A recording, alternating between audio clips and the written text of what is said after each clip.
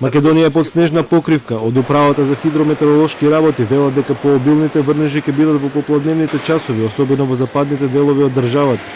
Снег врне со промени в интензитет на територијата на целата држава. Новата снежна покривка ќе биде од 10 до 30 сантиметри, а на планините и во западните делови над 50 сантиметри. На одредени патишта, поради ниските температури, постои опасност од појава на голомразица. Од Центарот за управување со кризи велат дека неколку дена селата Брест, Малино и Танушевци се одсечени поради снежните наноси на патот до нив, а селото Танушевци нема електрична енергија и екипите на ЕВН се спречени да го отстранат дефектот. Сообраќајот се одвива во зимски услови со забрана за движење на тешки товарни возила на патните правци Маврово-Дебар, Гостивар-Кичево преку Стража, Струга-Ќафасан и Тетово-Шапка, каде што за останатите возила е задолжително користење на зимска опрема. Од Македонија ПАД велат дека нивните екипи се на терен и покрај застарената механизација и недостатокот од персонал ги чистат патиштата навремено и превентивно. Сите наши 38 пункта се отворени на време, опремени и се во акција.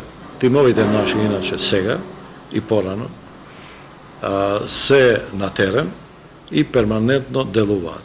Според акциониот план секако, но и спрема временските услови. И од град Скопје велат дека се спремни за снегот, со апел до граѓаните дека нивна е обврската да го чистат снегот пред нивните куќи и стамбените објекти. Екипите на јавното предпријатие улици и патишта веќе се на терен. Прошлиот пат имавме околу 15 плюс камиони. Исто така екипите на паркови зеленило и комунална игиена исто така се на терен. Тие се надлежни за чистење на тротоарите.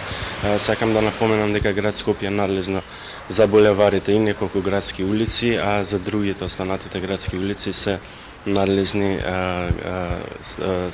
самите општини. Законската обврска за задолжително поседување зимска опрема во возилата, која стапи на сила на 15 ноември, ќе трае до 15 март 2019.